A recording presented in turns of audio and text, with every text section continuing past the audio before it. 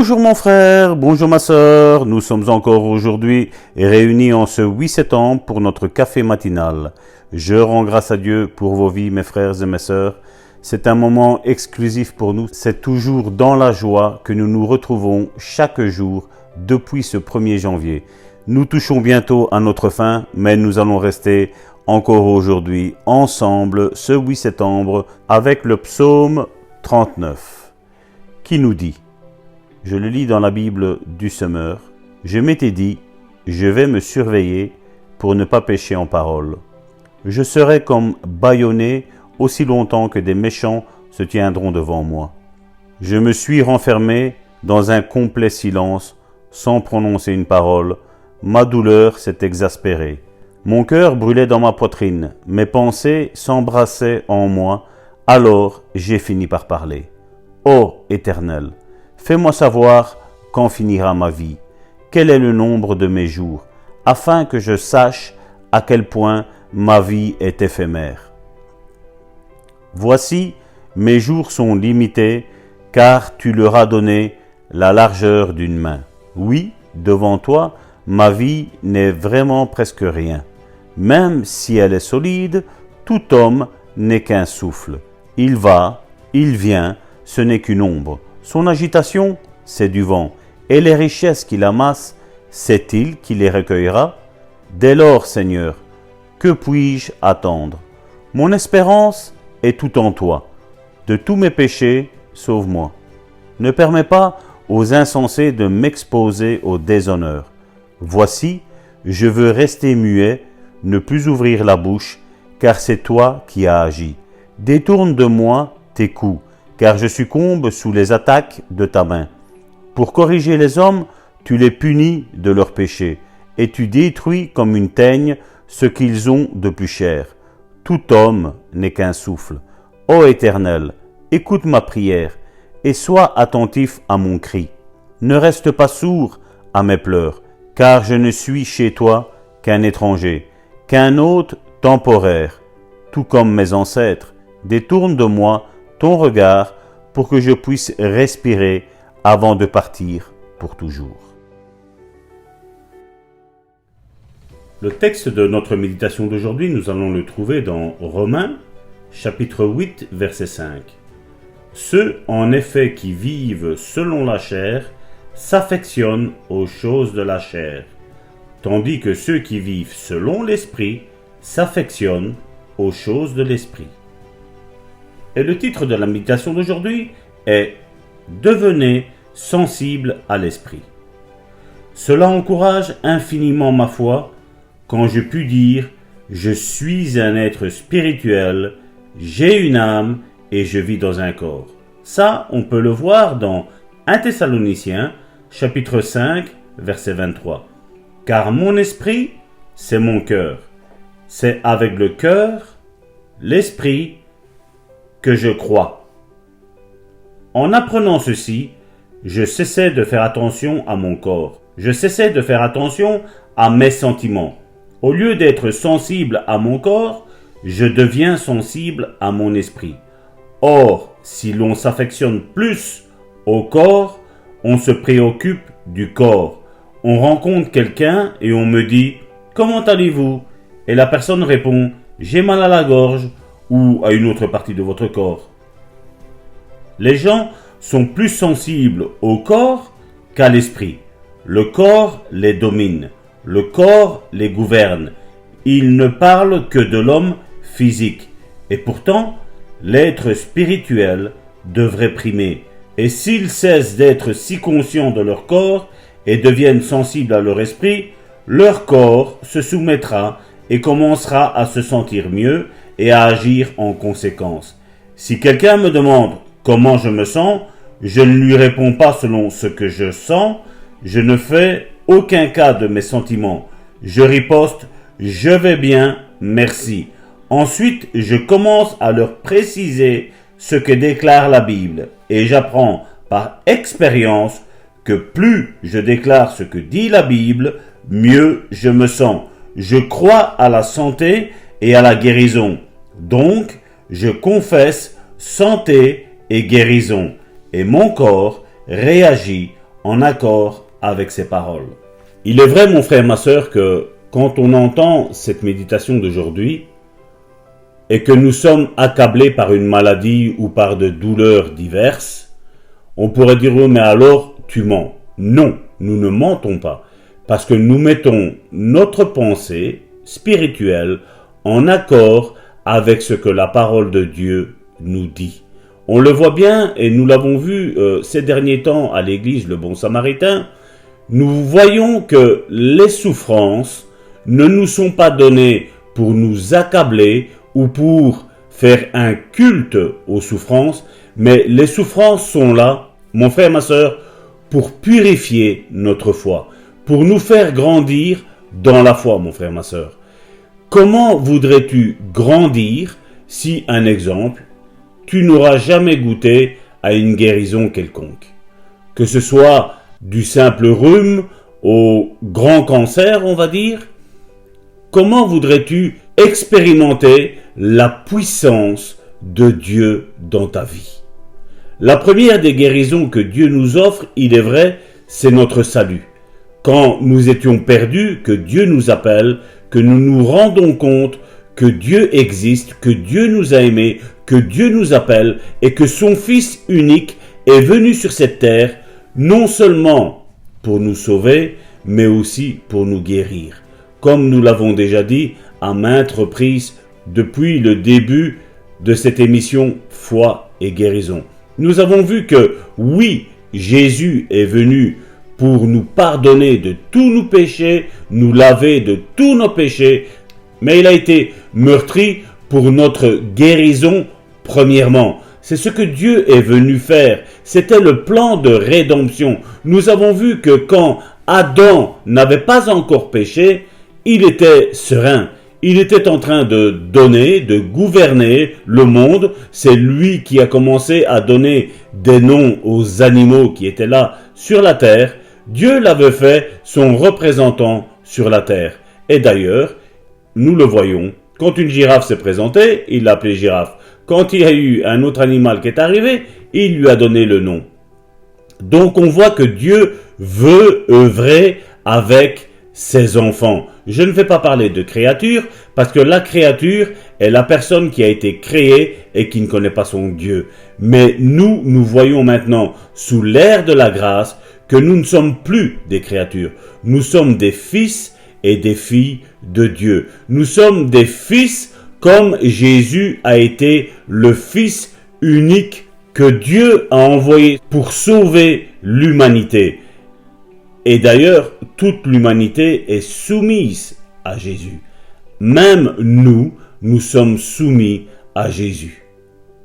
Nous serons comme lui est quand Jésus va bientôt revenir chercher son Église, va la faire asseoir sur l'unique trône qui est là en haut, et Dieu va nous appeler de nouveau à gouverner.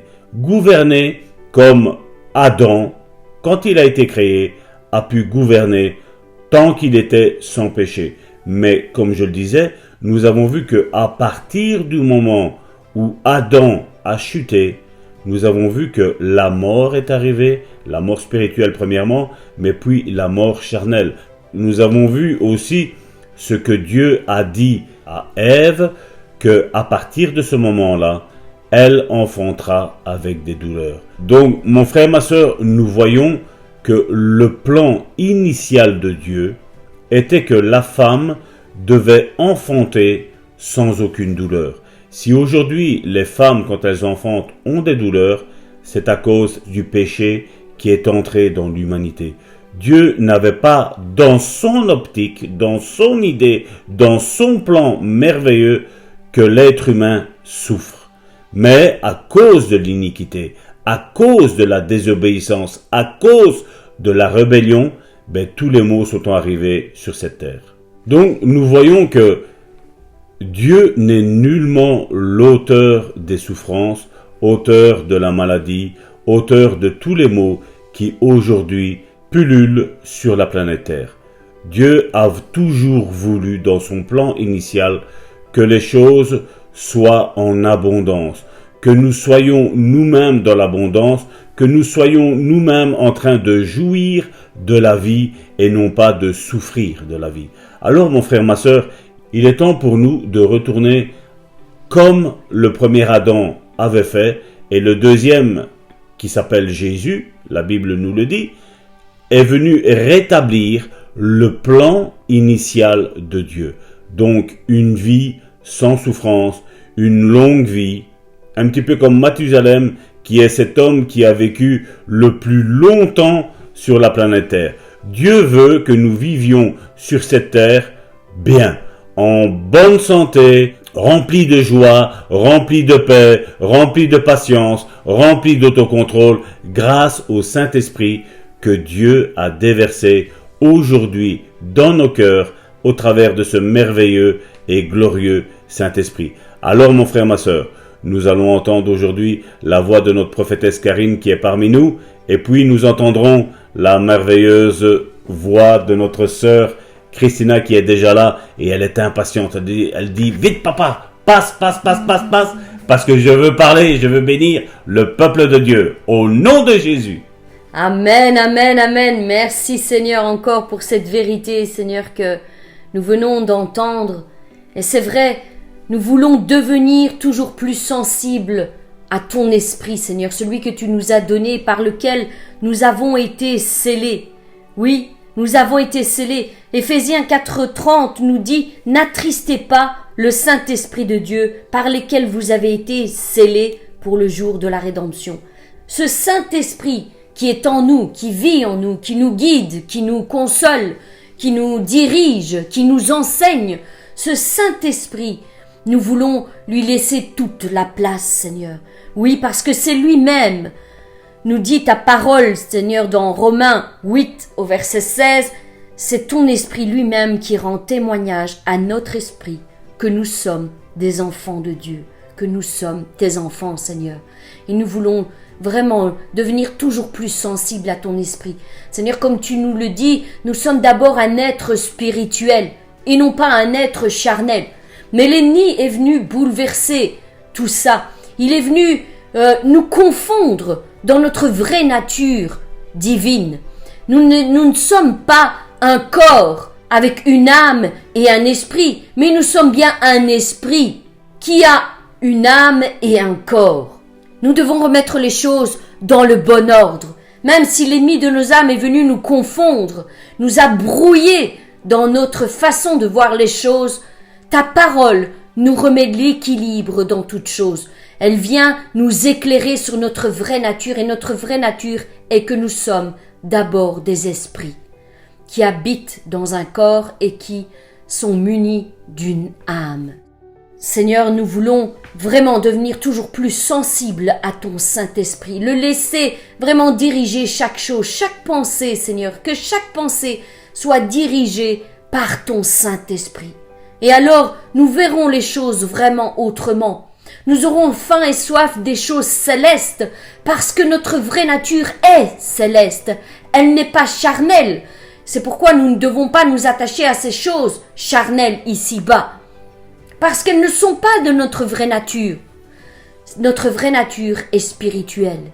Et les vrais trésors auxquels nous devons nous attacher chaque jour sont les trésors spirituels, Amen. Sont les trésors célestes. Un esprit ne s'attache pas aux choses charnelles et matérielles, mais il s'attache aux choses spirituelles qui ont été créées dans les lieux célestes. Là-haut est notre vrai trésor. Et c'est là-haut que nous devons monter chaque jour, mon frère, ma sœur, avec nos prières, en prenant du temps auprès de notre Dieu. Nous devons nous agenouiller et prendre du temps de qualité auprès de notre Dieu pour monter dans les lieux célestes et recevoir les bénédictions qu'il veut nous donner chaque jour. Mes bien-aimés, je vous encourage encore aujourd'hui à demeurer dans la présence de Dieu, à laisser vos esprits s'élever auprès de notre Dieu Tout-Puissant. Et la révélation viendra par le Saint-Esprit. La révélation de qui nous sommes vraiment, de ce que Dieu attend de nous, de ce qu'il a déposé en nous, les dons et les capacités dont il nous a munis pour que nous puissions nous aussi, mener au plein accomplissement la mission qu'il nous a donnée ici-bas. Mais bien-aimés, je vous encourage vraiment à rester dans cette merveilleuse présence de notre Dieu et laisser l'Esprit faire son œuvre totalement en vous. Soyez bénis, bénis, remplis du Saint-Esprit. Aujourd'hui est un jour où le Saint-Esprit désire bénir, désire remplir, désire prendre toute la place dans nos vies. Laissons-le faire son œuvre merveilleuse afin qu'il puisse aussi guérir nos corps malades, nos corps meurtris, guérir toutes nos blessures, nos souffrances, nos peurs, nos angoisses, effacer toutes ces choses charnelles qui viennent nous envahir et essayer de nous empêcher d'aller de l'avant dans le plan de Dieu, dans la merveilleuse destinée qu'il a pour nous. Mais bien-aimés, soyez continuellement remplis de l'Esprit et toujours plus sensibles à cette voix du Saint-Esprit qui vous guide et vous encourage jour après jour. Au nom de Jésus-Christ. Amen. Une bonne déclaration pour aujourd'hui. Je suis un esprit, j'ai une âme et vis dans un corps. Au lieu de me préoccuper de mon corps, au lieu de permettre à mon corps de me dominer, je permets à mon esprit, mon cœur, de me dominer. Par conséquent, mon corps se soumet à mon esprit. Amen. Vivons par l'esprit et non par la chair, parce que c'est ce que nous sommes réellement en fait. Et voilà. Soyez bénis. Amen.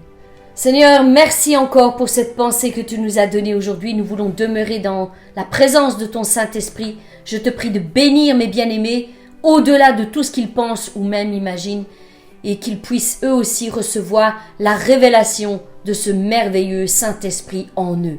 Soyez bénis mes bien-aimés. Quant à nous, nous nous retrouvons demain pour une nouvelle méditation.